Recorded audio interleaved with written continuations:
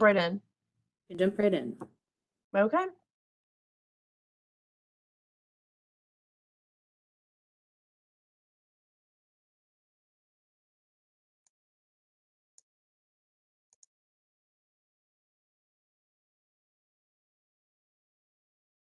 All right, Sarah, you just confirm with me. Is everybody in? Yeah, there'll probably some more will be coming, but yeah. Okay. All right. Well, good afternoon, everyone. I believe it's afternoon. We're at 12:05. I am Judge Brittany Ranson, Stonestreet, and I'm going to present to you about the rules and responsibilities for family court guardians ad litem. So let's get started.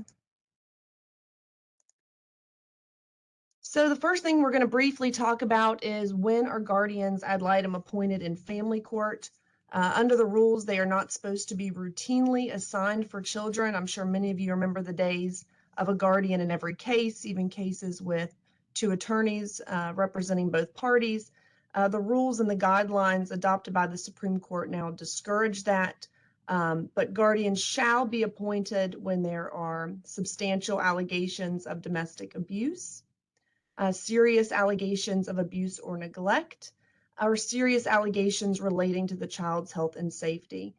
Additionally, guardians are required to be appointed in family court in cases involving disproving paternity. So, for instance, where one party is already established as the father on a child's birth certificate or by acknowledging paternity, and then someone comes in to contest that and say, no, I'm the biological parent. Or where you have a child that was conceived or born during the party's marriage. And as in many cases, there is a third party who says, no, I'm the father. I was the one who was with the mother at that time. So in those cases, a guardian is required or shall be appointed. They're also appointed, as many of you know, in cases at times where there are incarcerated litigants or incompetent litigants. But for today's purposes, we're mostly going to focus on guardians ad litem for children. So the order of appointment as required under Rule 47B of the Rules of Practice and Procedure for Family Court, which I'll just refer to as the Family Court Rules as we go through, has specific requirements for that order. It needs to include the guardian ad litem's role, what specific duties the guardian ad litem should perform, the scope of the guardian ad litem's authority, the issues to be investigated, the specific reasons for the appointment, and the court's expectations for the written report, including a due date. So one of the things that I like to include in my orders for guardians ad litem is go ahead and grant them access to the court file, access to the parent and child's medical records, CPS records, and any court records involving the parties. So that may be something you want to speak to the judge in your district about to make sure that those guardian ad litem orders include those as a blanket term to get you started right out of the gate with getting those records. The guardian ad litem order should also require, obviously, the parties to fully cooperate with the guardian's investigation.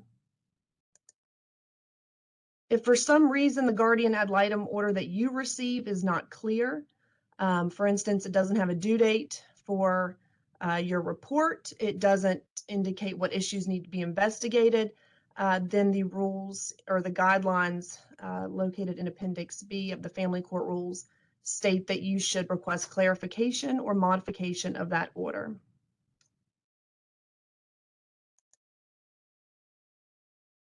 So what is the role of the guardian ad litem? Under the rules, you are an independent fact finder, an investigator, and an evaluator. And when we get into the investigation itself and some of the best practices and tips in that arena, you're going to see that is one of the most important functions you have, is to go out and investigate these allegations, get the information, compile it, and evaluate it. And all of that should be done with a goal of furthering the best interest of the child. The other roles that are set forth in the rules is that you will submit a written report and be available to testify. I think being available to testify is probably the bare bones of what you're required to do in that regard. But the rules indicate be available to testify. And we'll talk a little more about that when we get to the hearings. So investigations are governed by West Virginia Code 489301, 489302, and the Guardian Ad Litem Guidelines, which are Appendix B to the Family Court Rules.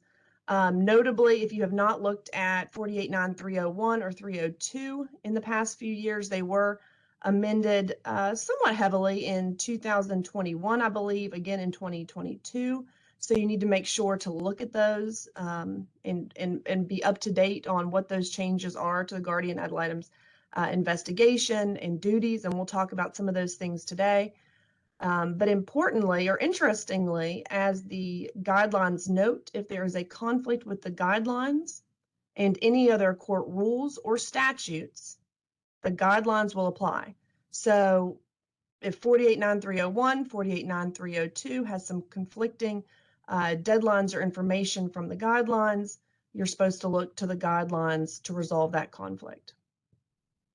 In terms of a timing of the investigation, the guidelines require that you complete the investigation with sufficient time prior to the hearing to thoroughly analyze the information gleaned, to take appropriate actions, and to formulate meaningful arguments and written recommendations. So what this means is you should not be interviewing the parties the week before a hearing.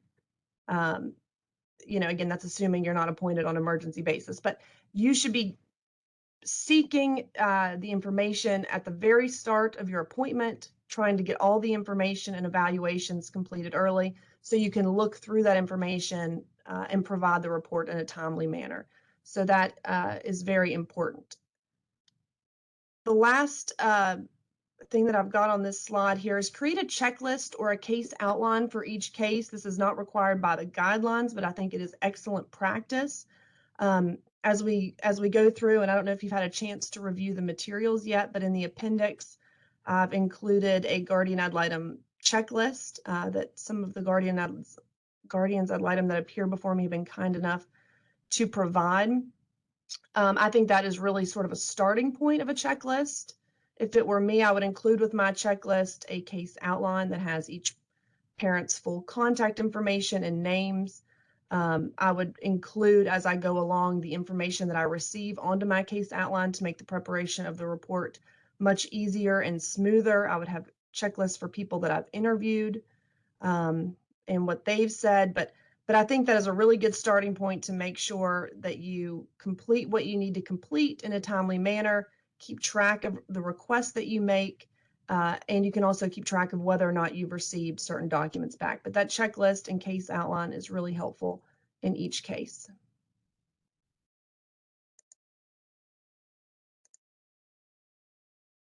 So under the rules, the investigation initial steps that you should always be taking, and I don't see any reason, absent emergency, within 48 hours of getting the order of appointment, these things can't be done, because I think it will save you a lot of steps in the long run, is one, obtain and review the court file. So in the appendix, I've got a copy of a letter from one of the guardians requesting give me all the docket sheets pertaining to these parties. That should just be a form. You get the order of appointment, send that out immediately. Just get that done and get it off your plate. Once you get the docket sheets back, you can request, give me copies of orders, parenting plans, relevant petitions that you find necessary, and start reviewing those documents immediately. I also would suggest that you immediately contact the parents by phone. And if you're not sending out a questionnaire, that is extremely helpful. Let the parties give you the information back, plus you have in writing some of their responses. The appendix does have a questionnaire that one of the guardians sends out in some cases that appears before me that I think is really helpful. It's pretty lengthy, but it does have some good information, so take a look at that. The other thing that I would note is to keep a log of your attempts and contacts with the parties. Here's why that's important, and I just had this happen in a case recently. We had come for a final hearing, and certainly we should have gotten this completed significantly before, and I was informed by the guardian they were unable to speak to the parties. Well, the parties, on the other hand, say, the guardian never attempted to contact me. But fortunately, the guardian had a list of times and dates when they had attempted to contact the parties, along with, some other evidence in terms of emails and communication. So I think it's really critical. It helps to resolve those disputes when you have one party saying, I didn't receive contact, and another party saying, I did contact. Just make that list and document.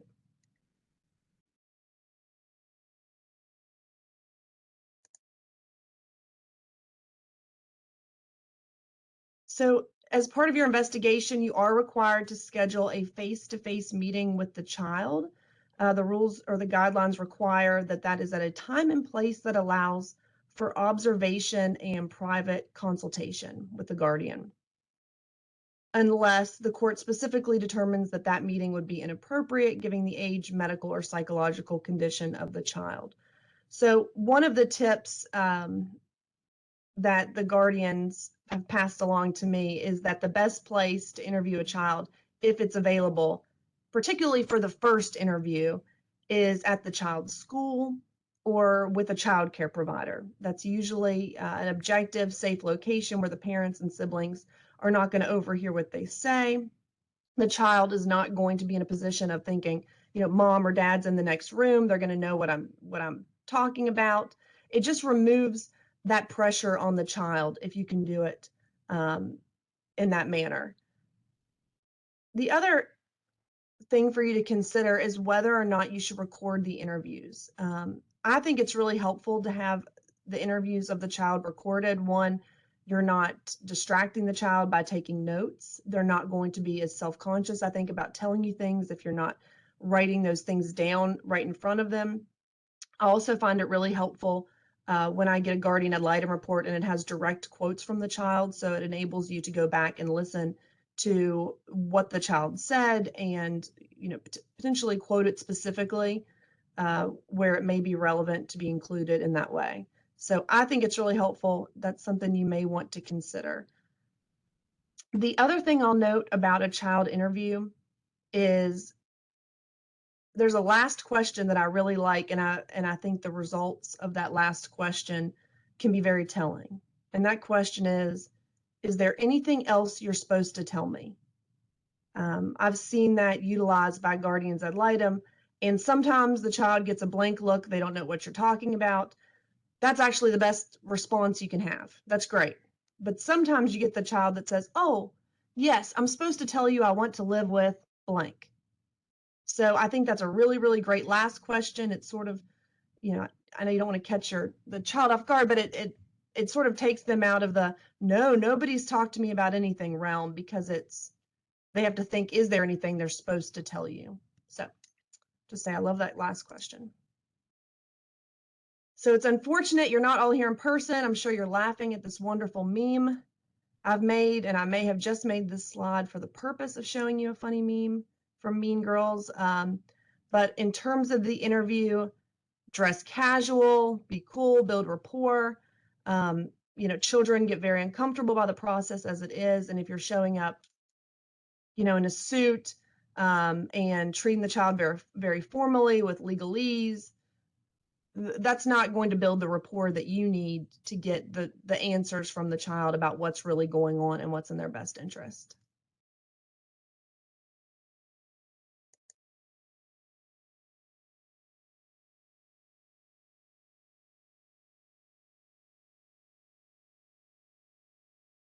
Okay, so I see a question from Allison McClure asking about what would you suggest if an attorney representing a parent does not cooperate in contact with their client or outright prohibits it, inform the court or investigate without the benefit of the contact interview? I would probably inform the court immediately, mainly because I would not want to get to a final hearing and then a guardian tell me they wouldn't let me speak with their client. I don't have the information I need from that person. So I would at least inform the court, and then the court can make a determination of, I'm going to mandate that you speak to this parent or party, or the court can use essentially their silence in whatever way they feel is appropriate. So I would probably bring it to the attention of the court immediately. That also may curb some of the bad behavior if that is happening. Alternatively, I guess I would sort of want to see what the attorney is prohibiting, whether it's communication outside of the attorney's presence or any communication whatsoever. Because as I mentioned, the guardian ad litem order should include language that the parties will cooperate. So that would potentially be a violation of the order.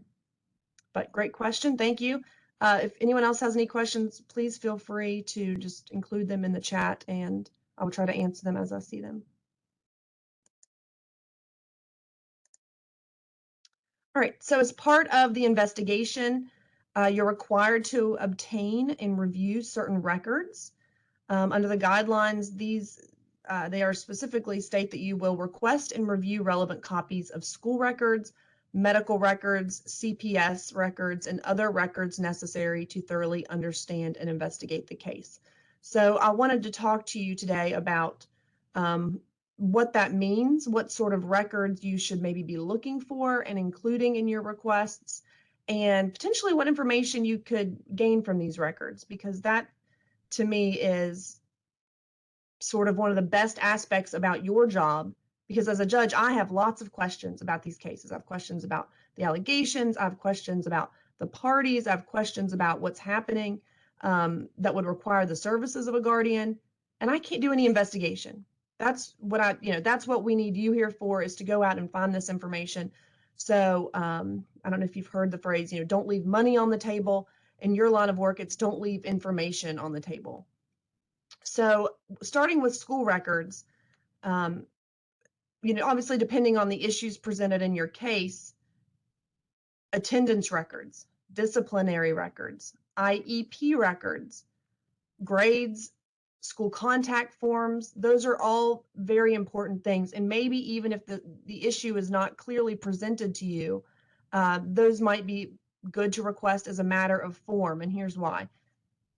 Issues with alienation or negative influence. You often see that taking many forms, but some of the form is, I'm not going to list the other parent on the school contact form.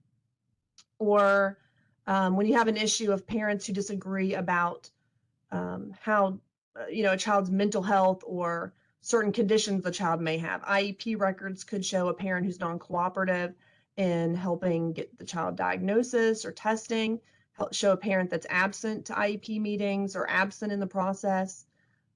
Disciplinary records show which parent the school spoke with at times.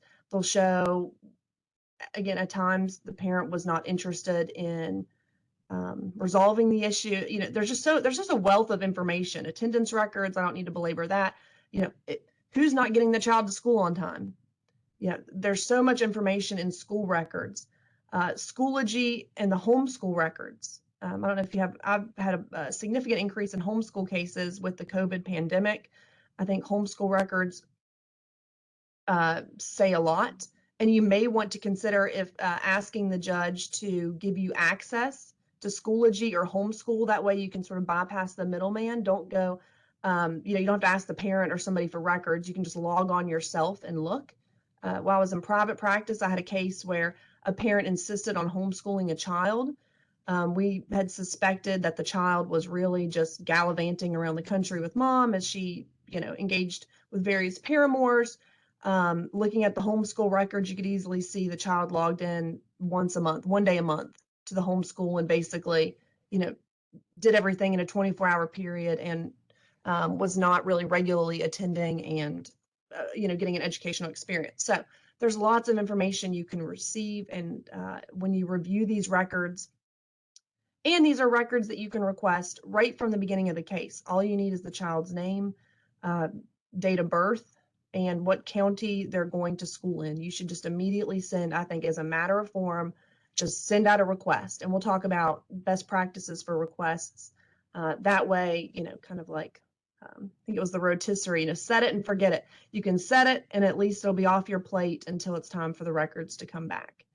Medical records, you should be requesting generally, depending on the issues, but most of the time, child's pediatrician records, dental records, that's helpful to see. Is the child up to date on, all their annual checkups, up to date on dental records, psychiatric or counseling records. Those are helpful because, naturally you can see if there are any disclosures the child's making or any issues the counselor may have. I will note under 489-301B, you should be able to obtain these records without a parent's consent. So that's really important. I've had a lot of guardians tell me that they still have to get an authorization from a parent or both parents for the pediatrician to release the records. But under 489-301B, you shouldn't have to do that. You are entitled to these records even without an authorization. There is an exception to that, and that is if the child has obtained the age of 12 or more, then the child has to consent unless they lack mental capacity to consent. With medical records, a parent's records, again, I think your goal is to fact find. So one of the things that is maybe frustrating is the right word, is when you've got a report that says one parent says the other parent is bipolar. That's what you often see bipolar. I'm sure you all hear bipolar a lot. Or you have one parent with a mental health condition as one parent so a parent alleges that this parent has a mental health condition. The other parent says, no, I don't. Well, I can't resolve that. I don't know the answer to that without medical records. I mean, and obviously there need to be some basis that the parent who's alleging this bipolar has. But if they say, well, they were inpatient hospitalized in 2018 at Highland Hospital, well, get the Highland Hospital records. Let's figure out what's true and what's not. Or if parent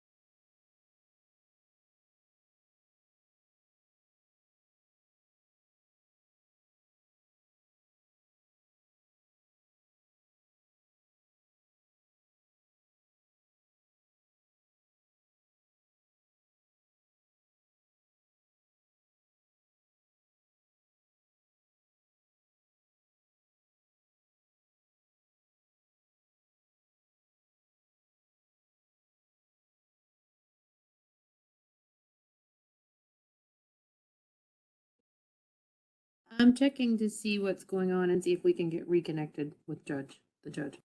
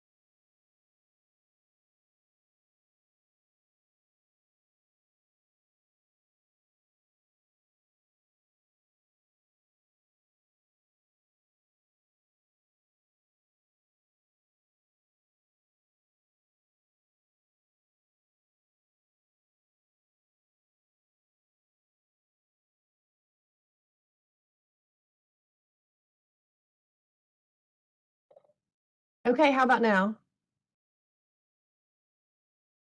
Yep, you're back. Okay, sorry about that. Apparently they are redoing the AC unit in the building and decided to cut internet. So I am sorry about that. Is my screen still showing with the PowerPoint? No. No, okay. Thank you. Let's try to, I'll try to reshare that. Thank you all for your patience.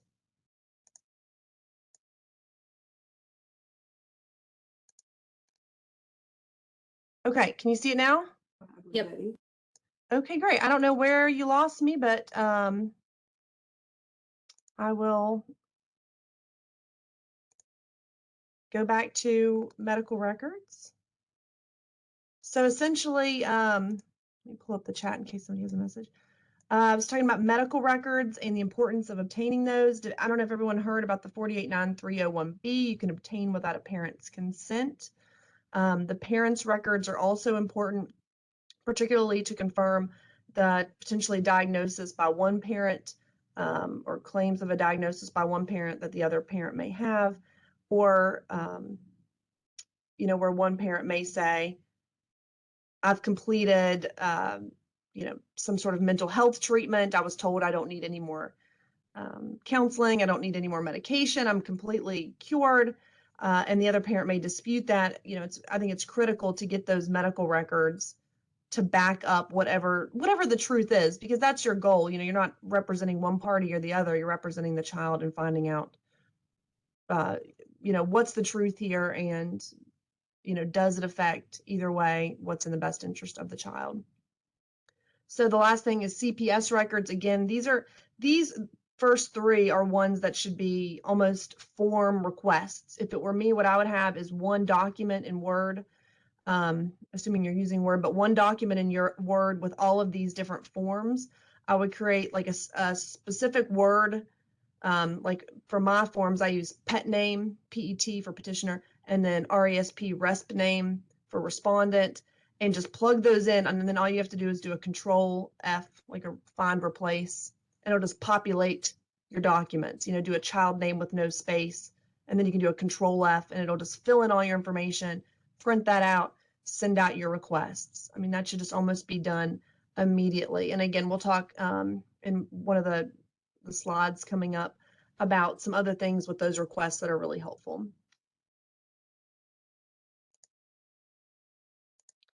So when the rules require other records, here are some examples that I wanted to make sure you're aware of things that you can request, may be necessary to request. Metro 911 records. In any case where there is any sort of allegation of domestic violence or history of altercations between the parties, I would send a request to Metro 911 and request anything involving, I would list both parties' names, I would list both parties' cell phone numbers, and then any addresses that the parties have resided at. That will essentially catch, hopefully, any calls made to Metro 911. Those can be really quite telling because oftentimes, as you probably know, people don't file protective orders after every incident of domestic violence or altercation. And oftentimes, those records will also indicate that the child is present during those incidents. CAC interviews, those are often very difficult to get, but I would request those if those records exist. DMV records, you got one parent maybe who doesn't have a valid license, that can be relevant, or if there's a history of unsafe driving. Board of Pharmacy records. This is one, I don't know if you all have requested this previously. I didn't even know you could do this, frankly, until I took the bench, but apparently you can request from the Board of Pharmacy records regarding a party's controlled substance prescription history. So that seems to be very helpful when you have an issue of controlled substances and whether they are potentially being abused or what time frame they're being taken in. So that is really interesting, and that's actually attached in one of your appendix records. Employment records, if a parent's may be terminated for some sort of fault basis that would affect the safety of the child, that could be relevant. Criminal records, Other court records. So for instance, JA or, and Della is indicating that she also has a specific order for Board of Pharmacy records. And she's found that she can get the CAC records from the language in the guardian ad litem appointment order, which is amazing. I'll just say some of our guardians have difficulty here getting that, but I think that is great. Other court records, like I said, JA or JAA cases. So, look for the parents, even if it doesn't involve the child that you're talking about. I would see if the parents have other cases. And then DV records. So sometimes maybe there's not a DV record between the parties together, but there's a DV, let's say prior history of domestic violence between the mother and ex-boyfriends. I mean, that again, that may be relevant, particularly in custody cases where the child may have been around those other boyfriends or girlfriends.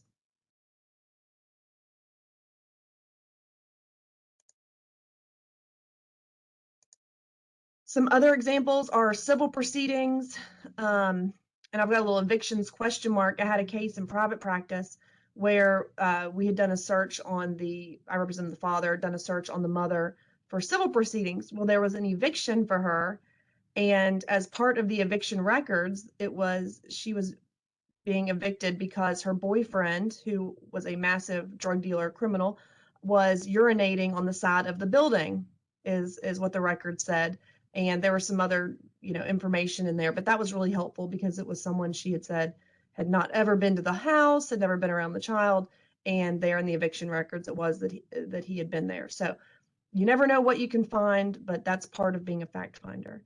Co-parenting app records or text message records, if your parties are using, particularly Our Family Wizard, App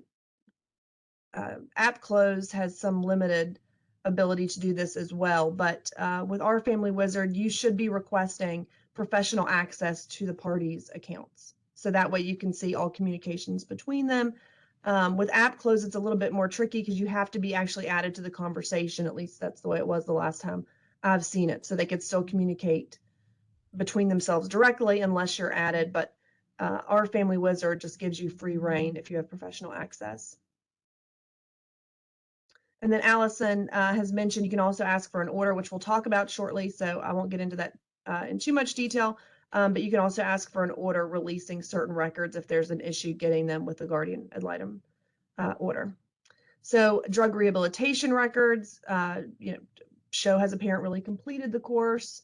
Social media records, if you are not looking up every parent and household member, which we'll talk about in a second, on Facebook, on Instagram, on Twitter, I don't think you're doing your job. You have got to look up their social media. That's where people put it all.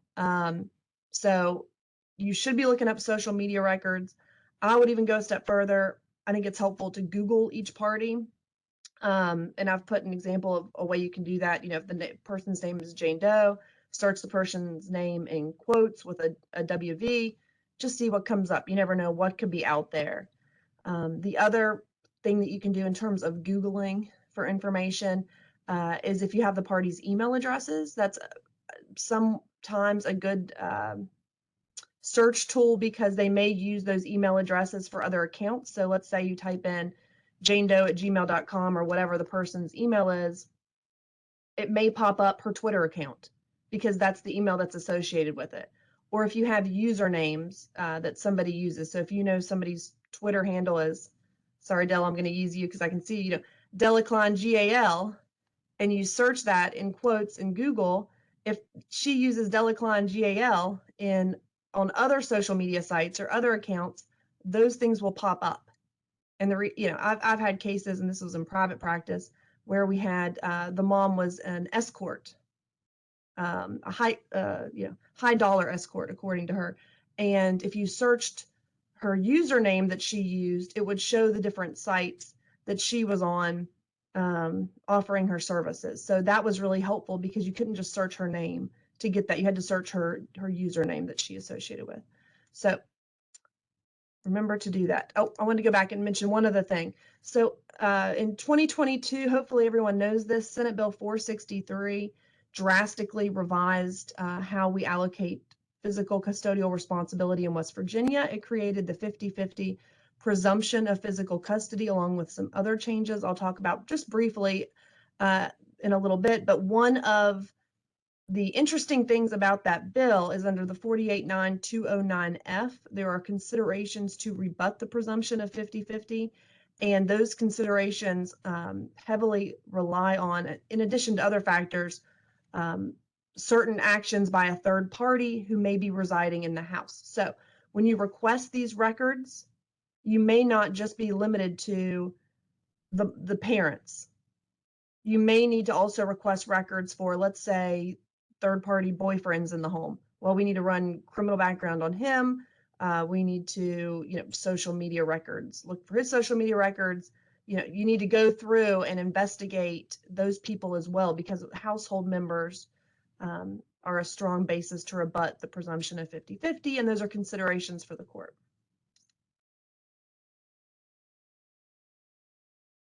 Oh, and one other thing I'll note too, with regard to Facebook, at least, I'm not sure about the other services, but you can request, and this probably goes to what you may want to ask the court to order, is that a party download their Facebook profile. So that would be a discovery tool that you may want to consider. So in terms of investigation, requesting the information is not enough. You have to follow up. So what does that mean? That means don't come to the final hearing and say, well, I've requested this information and I didn't receive it. Because my question to you is going to be, well, when did you request it? What have you done to get it afterward or after that? And why haven't you come to me sooner? So here's some tips on what you can do. When you send your initial requests, always give a due date. I think it's best to say something to the effect of as soon as possible, but no later than, and I would probably, depending on the time that you have until your hearing, say, but no later than whatever is 14 days from the date that you're sending it. I think 14 days is probably a reasonable time period.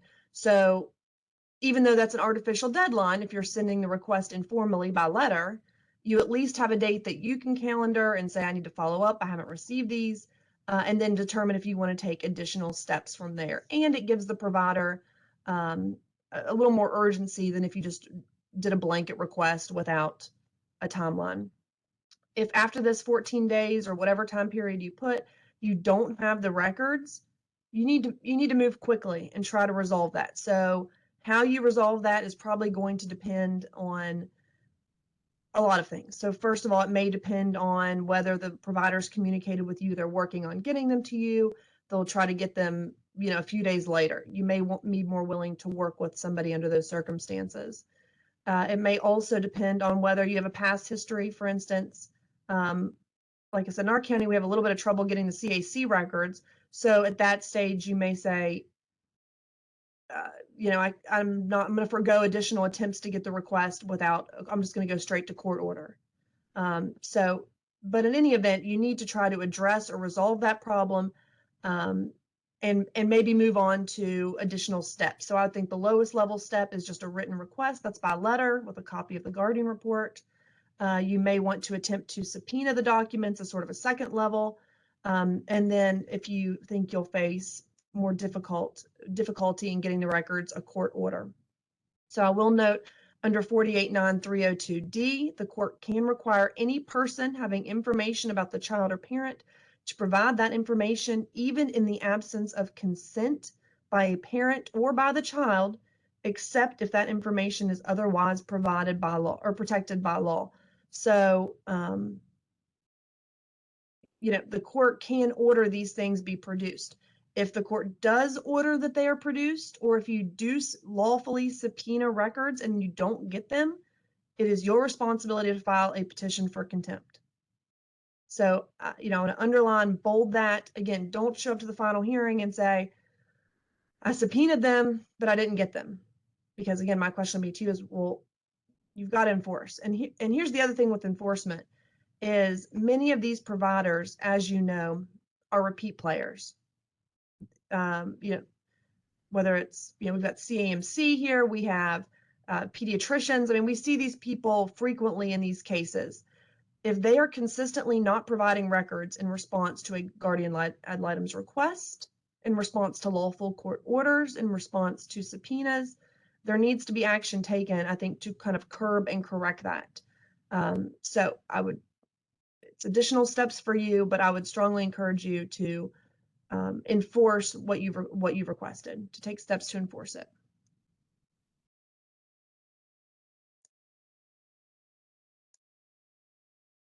So let's talk a little bit about what the guidelines, I think, kind of deem as discretionary steps based on when it's appropriate. Although some of these steps seem like they would be appropriate very frequently. The first is third-party interviews. So you have the authority to consult any person who has information about the child and potential parenting or custodian arrangements. That could include caseworkers, therapists, school personnel, medical providers, any of those sort of people, in addition to relatives, neighbors, and other individuals with relevant knowledge. I think this is really helpful, right? Because typically you have two parents saying diametrically opposed information about the other. You need some independent third-party sources. You know, one parent says they send them to school dirty and unfed every day. We'll go to the school, talk to the teacher. Does that happen? What do they see? I mean, frankly, the teacher probably spends, if the children are in school, more time with the children than, in some cases the parents do. So, and one of the tips from the guardian that I talked to was talk to the school secretary. He or she knows everything. That should be your first stop, is talk to the school secretary, see what information he or she has, and then always leave your card with the child's name and have the teacher call you after school. She seemed to think this helped because it didn't interrupt class. It gave the teacher time to prepare and kind of gather their thoughts on what information they would provide to you. And it was more productive in that way. And maybe you're already doing that, but I thought that was really a great helpful tip. And then obviously talk to school counselor, teacher, principal, those people. You see, I've got here record interviews ? Again, I'm sort of the thought it's helpful to record interviews. A lot of times people say, I never told the guardian that. You see that, for instance, if you interview, let's just say, dad's girlfriend, and dad's girlfriend says things that are not favorable to dad without knowing it. Later, when that's introduced as part of the report, girlfriend says, no, I never said that. Well, you've got a recording. You can produce, here's exactly what was said to me. You can make that available. You can back up your report. So I think recording interviews is helpful. There can certainly be some challenges with that, which is that if the recordings are made available, then, hopefully the report matches up with what the interviews state. So that's just something to consider. So when appropriate, we have a home visit. You can conduct home visits of the child's parents or caretakers to observe their living environment and the interactions of the parent, caretakers, and the child. So this is really, really important in most cases, not every case, obviously, but in most cases, when you're looking at some sort of custody evaluation, this is helpful. So let's start with the home visit to observe the living environment. First of all, photographs. Photographs are very helpful, particularly when there are issues and sometimes even when there are not issues. So for instance, if you've got a parent with hoarding issues, if you have, uncontrolled care of animals, I'm thinking like feces on the ground or too many animals or anything like that, that's helpful for pictures. If there are other safety issues like loose wires, there's probably a list, obviously drug use in the home, inadequate sleeping arrangements. If a guardian tells me, well, the sleeping arrangements aren't adequate because the bed's too small, well, it's really helpful to have a picture so I can see and think, oh yeah, they're right. This is not an appropriate situation for 3 children to be staying here overnight. So I would think photographs of the home are very helpful, or vice versa. If you have a parent saying that one parent's home is unsuitable, take photos of the home if it is suitable. That way that notion can be quickly dispelled through the photographs. I'm just curious, and feel free to put in the chats, do you typically do announced or unannounced home visits? I wonder if there's a way to poll on here. Well, feel free to add in the chat if you do announced or unannounced. I think unannounced home visits are great. So I have one guardian in particular who loves to do an unannounced home visit. And, what he tells me is that there's no time to clean up. You never know what third party might be present. They don't have time to basically prepare themselves and prepare potentially the children that are there. So if you can do an unannounced home visit, that's great. I did mention to the guardian, I said, well, what do you do if no one's home? I mean, that's kind of the downside of an unannounced home visit is you might go and no one's there. And he indicated, well, that's really a great time to go and sort of speak with neighbors and, get the details on the family and what they observe every day. So I think that is extremely helpful. One guardian did want to make sure you all are aware of safety tips if you are going to a home visit, which is let someone know the address of where you're going and when, and make sure that when you do have that initial conversation with the parent, you ask if they have cell service at their home, and particularly if they live further out of town. That may be a good question just for your safety when you do the visit. The other thing in terms of either observing living environments or really the interactions of the parents and caretakers is to attend extracurricular and school events. So one of the interesting things that one of my guardians typically do is he will go to, let's say they've got like a sports game. I guess that's the right word, sports game. He'll go to the sports game and kind of silently observe and watch how won't make his presence known, but we'll see, for instance, is mom pulling the child away from dad because it's her time? Is, the new girlfriend interjecting herself? That is a really, really, really great way to get information on how the parties are interacting when no one is watching.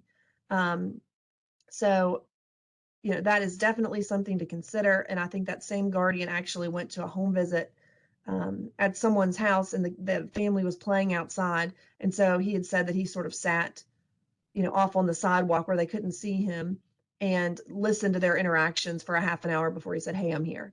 So, and that was really, really helpful, the information that he gleaned from that, because it sort of dispelled some of the issues that had been alleged in that case. So,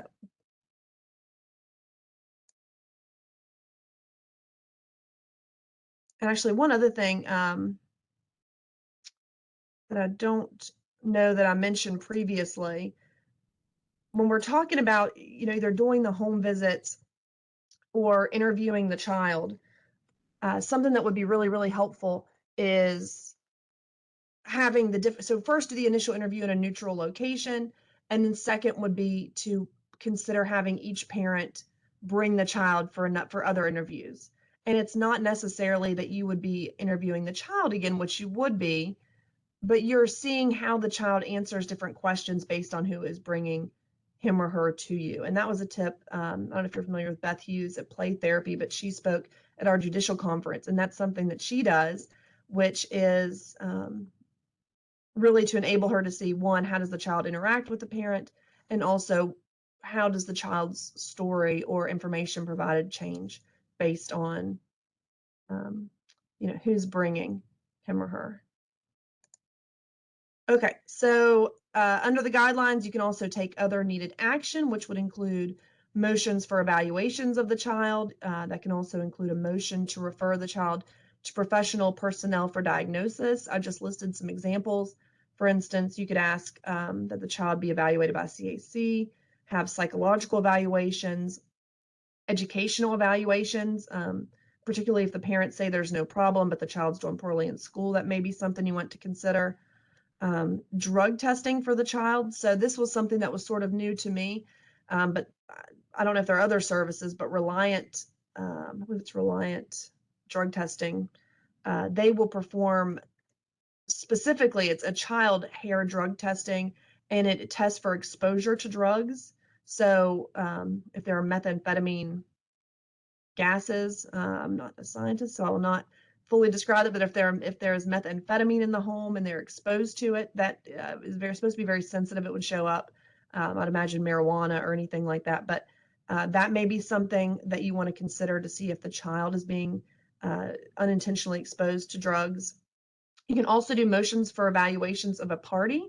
Most commonly, we see parental fitness evaluations or psychological evaluations, but there are other services that are provided out there in the communities. For instance, one of our local providers has done essentially it was a sex offender risk evaluation to determine, based on some very borderline creepy actions, whether this was somebody we should be more worried about in terms of being a sex offender or other danger to the child. Our day report does a lot of assessments and then can provide services. So that may be something you want to ask for. And those services, for instance, like anger management counseling, domestic violence counseling, you can make a motion for those things. And then obviously for drug testing.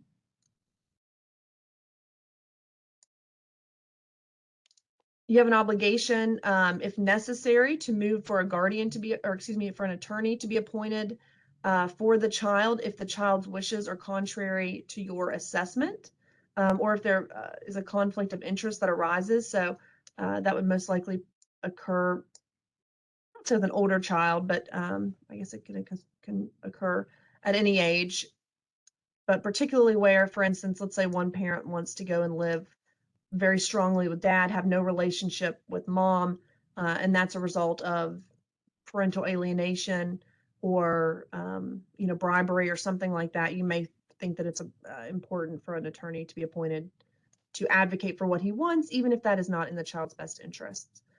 You also need to respond to all motions that will affect your recommendations or the interest of the child during the pendency of the case. So where I see this the most is when I get requests for continuances from the parents.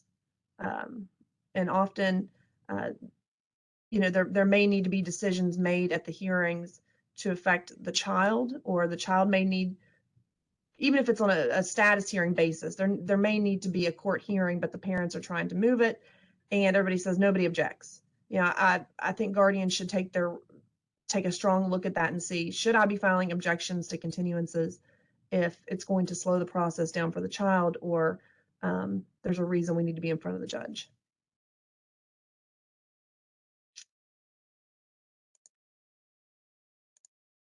So the timing of the written report, under the guidelines, it does say not to exceed 60 days from entry of the guardian ad litem order. And then it also says at least 10 days prior to the hearing unless a shorter time is ordered by the court. So that will probably depend on the judge that you're practicing in front of. I usually require mine 7 days prior unless my hearing is scheduled way out, and then I'll do it 10 days prior. I do want to note this is one of the most important parts of your job, is to get this written report completed and done in a timely manner. Because if the report is not provided in a timely manner, that can delay the hearing. If the hearing is delayed, that delays relief that the child might need. So whatever you need to do to get the reports in a workable manner, and that would include completing your investigation well in advance of the hearing, evaluating what you've gathered, and getting the report done, I think that is absolutely critical. It's made even more important by the 2021 and 2022 changes to 48.9, 301, and 302, which very strongly require the guardian's report to be provided in advance of the hearing. And not only does it require it to be provided in advance, but the parties are supposed to be able to complete discovery on the guardian ad litem report. So if the guardian report's not provided till the day of the hearing or the day before, the party's going to clearly have an argument for a reversible error if the court proceeds when there's an untimely guardian report. So I think it's absolutely critical that those are provided in a timely manner.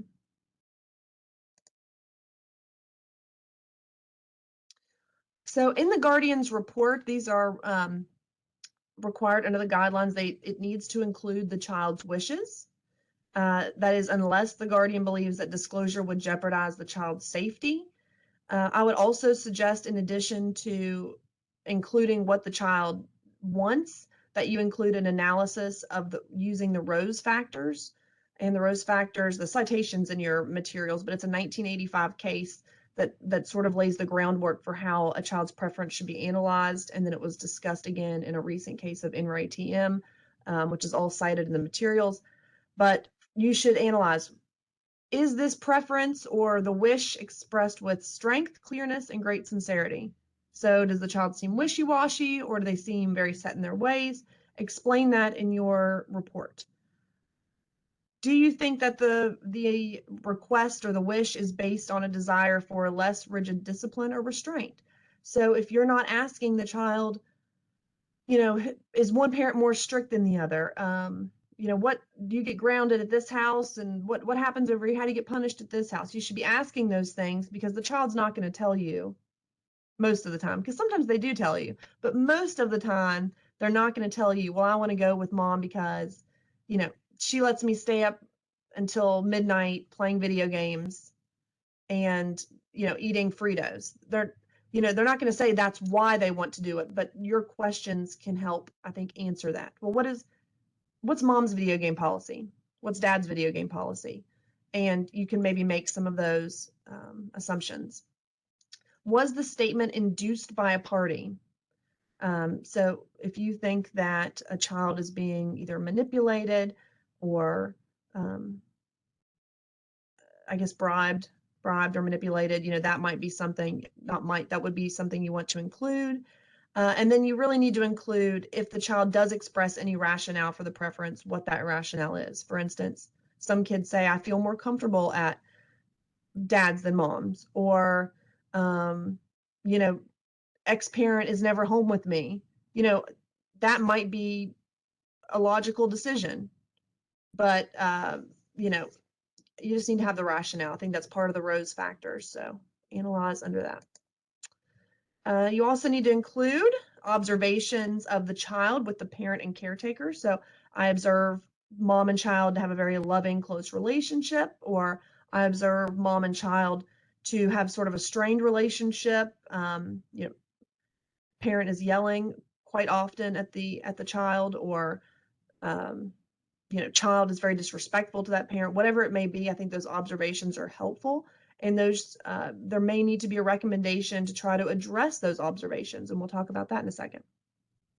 Review all the records you reviewed, persons interviewed, any special needs, medical or psychological conditions of the child, and the ability and willingness of each parent to provide for the child's needs. I think it would be helpful to have little footnotes or not footnotes, but head notes in your report that kind of organizes what you need to have. So for instance, a child section. Here's my interview with the child. You can put important information about the interview, child's wishes, here's what the child wants, and here's my analysis under Rose. Does he have any special medical or psychological conditions? You can have a section with that. Make it very readable and easy, and that way you can also have a check off of all these things you're required to include. So you're required to have specific recommendations for court action based on the findings of the interviews and the independent investigation. So one of my biggest tips for this requirement is that you get creative, you be detailed, and you be prepared. So what that means is, a blanket recommendation of, I think the child needs counseling is good, but what is even better is when you say, and also, this counselor, Dr. Smith would be great for this case because she specializes in whatever the issue is. And I've already talked to their office. They can get the child in next week. And, if you want even more bonus points, whatever insurance the child has, they accept. Those, I don't know how many gold stars you get for that, but it'll be a lot. Again, if you recommend supervised or monitored visitation, know the dates and times the facility can accommodate those visits, what are going to be the cost of that. I mean, having all that information available at your fingertips makes the court's decision so much easier because we don't have to say, okay, this is either contingent on the information we get later. It just makes it so much better if you do that, and be prepared in that way. The same with the psychological or parental fitness evaluations, if you're requesting those, what professionals are available, if you can find out the timeline and what cost. So I wanted to give you an example. So these are, I don't know if anybody uses OneNote. If you know me, I love OneNote, Microsoft OneNote. A similar product would be, I believe, Evernote was the mid-2000s equivalent of OneNote, but Evernote is also free if you sync only 2 devices. It's very similar. But what I love about OneNote is, as you can see in the pink and the blue that's on here, these are my different notebooks. So if I click on a notebook, for instance, the drug testing, you can see on the right side where I've got notes about the different options and the information that I've received throughout the course of my cases or career. So if somebody says during the hearing, we need to do drug testing, I can quickly go to my drug testing tab. I can say, okay, you're worried about, let's just say, Ambien. This parent is nodding off all day, every day, and doesn't have a prescription for Ambien. I can say, okay, well, Drug Centers of America does a 17-panel hair test for $299. That includes a test for Ambien. That's where we'll go, or whatever it may be. But having a resource notebook with everything sort of broken down with information you learn is going to save you time, make your job easier, because one, you're not going to have to reinvent the wheel and say, how much did they say they're going to charge, or what sort of test did they have? You don't have to keep it up here. You can kind of keep it in an electronic notebook. So that is my OneNote push for the day. I love OneNote, and I will be happy to talk anyone's ear off about OneNote at a later date. So in addition, the Guardian Ad Litem report, if the case involves parenting responsibilities, it needs to have recommendations with clear and concise requirements of both parents to accomplish the recommendations. So for instance, let's say you find that mom has committed domestic violence against dad, and that's a problem, and in order to increase her time or to meet something, she needs to complete domestic violence programming or anger management. Those things need to be clear and concise. Or if you have somebody who has a past drug history and they are rehabilitating, precise recommendations. Over the next 6 months, they are going to be randomly drug tested once a week. They are going to do go to meetings weekly. What is it that they need to do? What can they see in their mind? What can the court see to know that they have complied with this, and maybe and increase whatever parenting time they might have at the conclusion, or at least satisfy what they need to do to get parenting time. So that's really helpful. The other requirement is that you are to review all relevant statutory provisions regarding the allocation of custody and support, and include those in your recommendations. So I, again, want to emphasize that there were huge 2022 legislative changes, that we now have a presumption of 50-50 physical custody. In your appendix, I included my little cheat sheet for the 2 biggest statutory changes, although you need to look at Senate Bill 463 for the full list of changes. But 489-102A does provide there's a presumption of 50-50 physical custody. And then if 50-50 physical custody is not appropriate, that we should be maximizing each parent's time. And then 489-209, specifically subsection F, has the considerations to rebut the presumption of 50-50. So those are, when you go out and investigate, some of, if not all of your questions need to be geared toward those considerations. For instance, have you or anybody in your house had any CPS action? Are you a felon? Is anybody in your house a felon? I mean, all those things, take a look at that. But your questions and your investigation, to some extent, needs to follow those considerations. Oh, and I do want to note too, if you're in appointed as a guardian in a paternity case where someone is trying to disprove paternity, it is critical that you're analyzing the factors in the Ray Michael KT case and the Stone factors. There's also a recent case that slightly revises Stone, and the name of it has slipped my mind.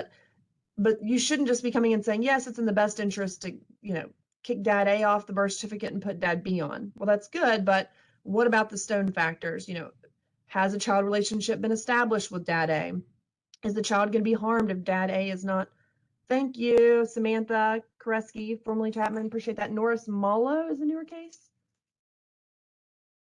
That does not sound like the case that I'm thinking of, but I will trust Samantha's input there.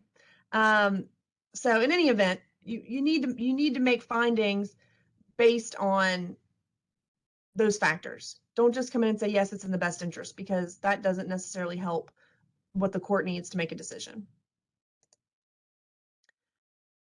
So let's talk about guardian ad litem report attachments. And I know we're a little bit past 1, but I only have a few slides left, so I will try to not go too fast, but get us done quickly. So guardian ad litem report attachments. The guardian may attach necessary documents to the written recommendation. So your determination of whether to attach documents. Obviously, your first consideration should always be what's in the child's best interest. Is it best for my child to have these attachments there? And maybe it's best because, well, in case this is appealed, I want the appellate court to be able to have these records and be able to review exactly whatever it is to support what my recommendation is. Or you may say it's best not to attach, because if I do attach, there's also some sensitive information. I'm not really comfortable. For whatever reason, you may not want to do it. If none of those things are a factor, if the child's best interest either way are not affected, I would say the second thing you need to look at is, what is your judge's preference? So some judges don't like to have a big, thick file. I take a completely opposite route. I'd love for you to give me everything. I will review it and read it. Yes, thank you, Brandy N. versus Michael M. Oh, no wonder. Thank you, Samantha. Yes, that's the case I'm thinking of. So, sorry, that was the paternity case. So in any event, see what your judge's preference is. I think you probably know if you've been in front of the judge, do they like a lot of documents? Do they not? Like I said, I tend to like a lot of documents because I like to go through and review and, read all that myself, but that's a decision you should make. I would definitely think it's helpful, for instance, if one parent's been charged with domestic battery, for instance, let's just say that, to have the criminal complaints associated with the domestic battery attached, because just saying you've been charged with it, that could be the result of a push, which I'm not saying a push is not wrong, but it could be a push, or it could be, there's a spectrum of what does that mean you're charged with domestic battery. So I'd like to see that. I'd like to see and have information about, well, was it dismissed because the witness or the victim didn't show up? Was it dismissed as a plea? Was it dismissed? That information I think is all really helpful. So personally, I say attach it all, but that's in your discretion. If you have medical or mental health records and you think those need to be disclosed, I would submit those with an order sealing. Submit those separately and just go ahead and submit them with an order sealing it, and just cite to the applicable rule. Most importantly here is that you need to have all of the documents that you have reviewed. You should have all the documents that you reviewed available to counsel or in pro se parties at their request. So when you submit your guardian ad litem report, if you're contacted and they say, I'd like to see, you said in here that their attendance records were bad and you didn't attach it, they are entitled to have all of this made available. What does make available mean?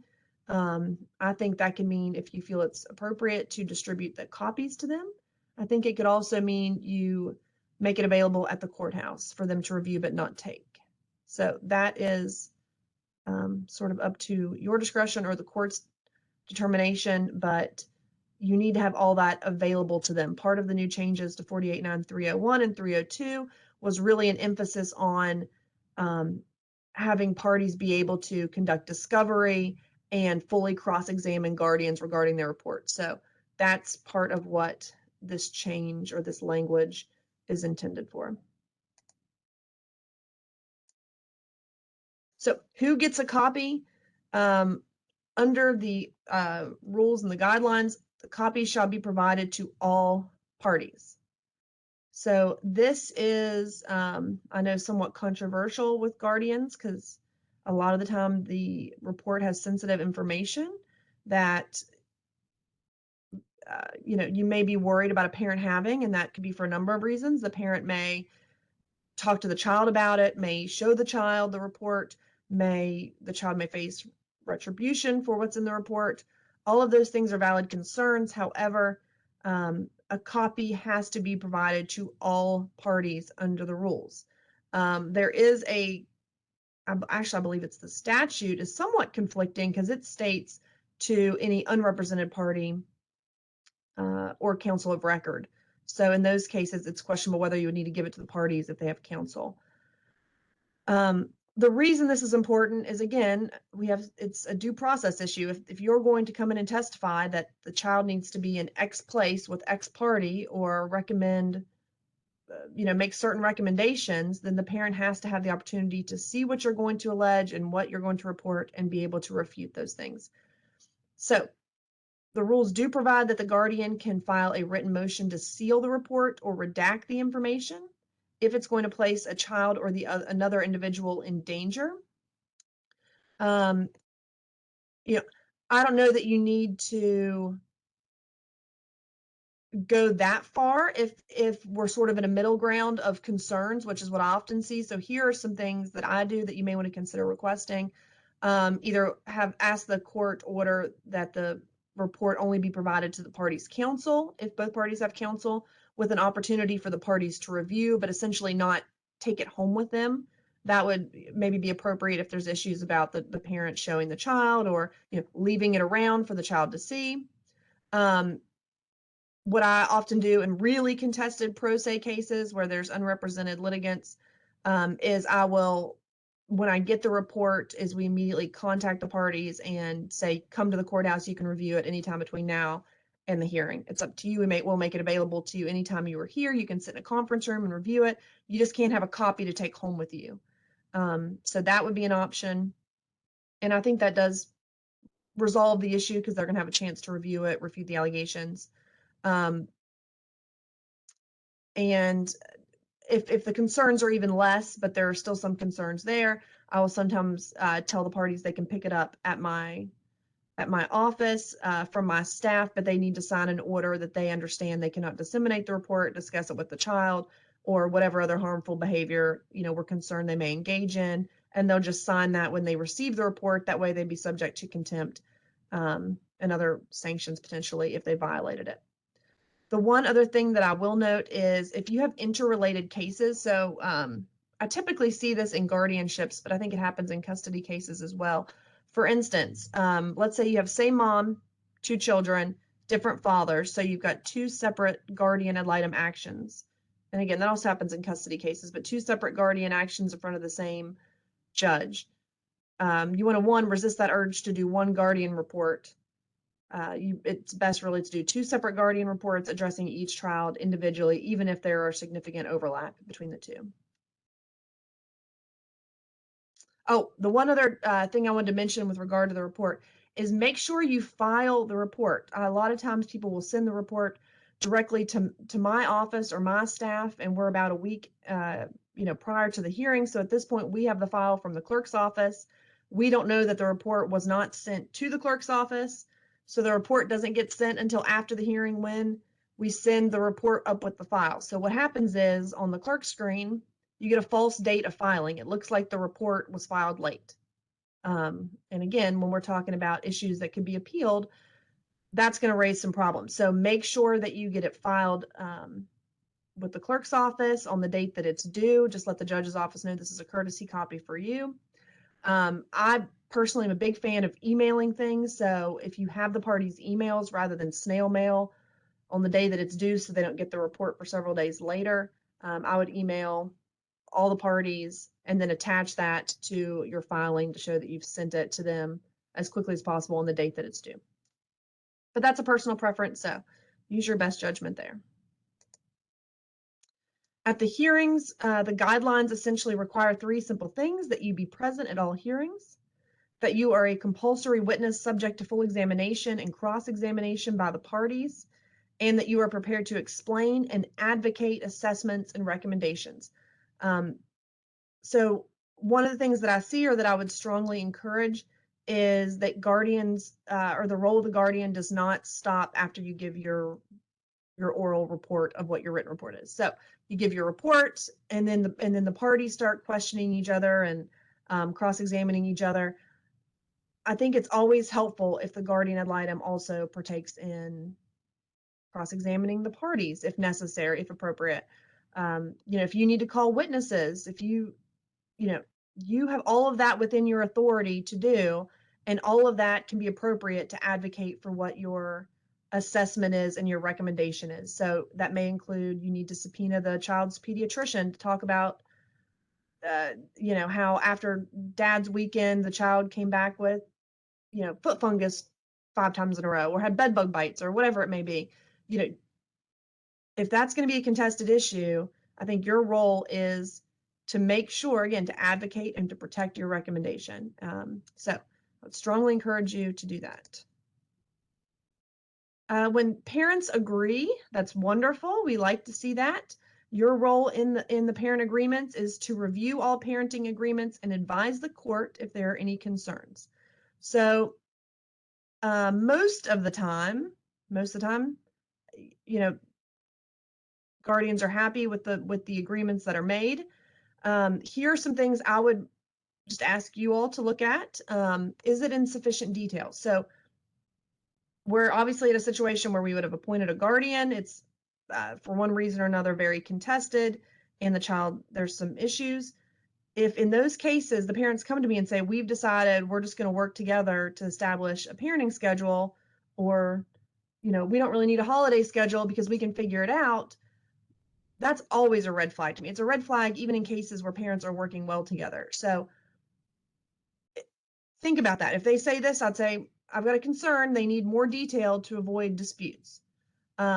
Also, anticipating future issues, I think, would be helpful to advise the court, and maybe even discuss with the parties in advance. For instance, let's say we have a 4-year-old who is not, and we're in May, and they're not starting school until September. So for now, everybody can do X schedule. Well, if you know that schedule is not going to be possible in September, that should be a concern that you bring to the courts, or August, that should be a concern that you bring to the court's attention. Judge, we're just going to be back here in a few months because this schedule is not sustainable. We either need to come up with a plan for when this known event happens, or we have an agreement, they have an agreement until then, but the court needs to make a ruling on what's going to happen. So at least bring those concerns to the court's attention. Don't be afraid of messing up the agreement. It's better, I always think, to get these details worked out, because if not, they'll just be back anyway. I do want to note the rules prohibit the dual role of guardian ad litem as a mediator. So I think certainly as somebody representing the children's best interest, you could participate in their discussions about what a settlement or an agreement might look like, but just be very cautious about taking on the role of a mediator. All right, so I've only got a few more slides left. Last, I want to talk about appeals. You must respond to any appeal which affects the recommendation of the GAL or the interest of the child. I do want to note, under the new 2022 legislative changes, we now have interlocutory appeals to the Intermediate Court of Appeals when there are temporary custody orders. There are only 2 cases where a party can appeal those temporary custody orders. One, where a parent seeks and is denied 50-50 physical custody, or where no parenting time is awarded. So where I think this might come in is you've got limiting factors. If there are reasons to suspend a parent's time, all of those temporary orders along the way, and there can be several temporary orders in these contested custody cases, are going to be subject to appeal. If they are appealed, you have a duty to respond to those. I'll also note, interesting, and I looked this thoroughly through all the rules and I didn't see anything, but the language is must respond to any appeal. I did not see an established duty for you to file an appeal, although I think if the recommendations are not in the best interest of the child, that you should take all appropriate steps to protect the child. So that may include appeal. All right, case monitoring. The court can require the guardian to monitor the case for a reasonable period of time, which is set by the court's order to ensure the parties are complying with the court's order. The guardian must provide a brief written progress report, typically at the time that would be, again, set by the court. That would consist of, are the parties following the court's order, whether the recommendations made by the guardian are providing for the child's needs, and any concerns the guardian may have regarding the child. So I want to make two quick points on this. One, in your initial recommendation to the court, if this would be appropriate for your case, I think you should recommend it. So for instance, I have a case where with a significant history of domestic violence, where the parent who is the victim of the domestic violence is really unable to have any contact whatsoever with the perpetrator parent. They will, cower and agree to anything that is requested of them. I sort of almost look at that case, it's like a raptor at an electric fence, because that's what the perpetrator parent does until the other parent caves in. So all communication has been prohibited in that case to essentially protect the child from the domestic violence and also the mental health of the victim of the domestic violence. So I have my guardian in that case monitoring it. We've had a final order entered for a year, and he routinely monitors the case to ensure that the communication prohibitions are being followed. And he's been directed to file a petition for contempt if they are not being followed. So because that's something that the victim parent, I guess I'll call her, cannot do herself. She is based on their past history and relationship. So that's really helpful if you have strong domestic violence. I would think this monitoring would also be helpful for alcohol and drug rehabilitation. If you have somebody who is saying that they are now sober and they've been rehabilitated, it may be appropriate for the guardian just to kind of follow up and make sure that sobriety is maintained. Okay, payment tips. I'm not going to get into this in detail. I'm just going to say review the materials. Heather Alcott, who is a guardian, was kind enough to provide me with all of her tips and tricks for payments. So review those for that. Lastly, I just want to say express your interest. So family court judges are always looking for hardworking, diligent, qualified guardians ad litem. So if you are not currently being appointed by a judge and you would like to be appointed, I would recommend sending a letter that just says, hey, I just wanted to let you know I am an approved guardian. I'm on the guardian ad litem list. I am interested in being appointed in your courtroom. If you have specific areas, for instance, if you want to appoint me for incarcerated individuals, or I don't want to say prefer, but I would be interested in high conflict cases, or I really talk well with older children, whatever it may be, those sort of things are helpful to include. And even including, I'd prefer private pay, but I will, accept Supreme Court pay cases. All of that information is really helpful for us because, we would love to have guardians that work as hard as you do before us. So definitely feel free to send letters and things like that. I think judges do like that. So last thing is, I just want to say thank you. Thank you to you all for everything that you do. And I do want to give a special thank you to the guardians who provided me with some of the appendix materials. They gave up their best forms so that I could share them with you. And that's Randy Clark and Heather Alcott. And then Brendan Donahue also consulted to give me some of his home visit tips and tricks. So thank you very much for listening. I'm sorry that I've gone over, but I really appreciate it. And if you have any questions, if there's time left, I'll be happy to do my best.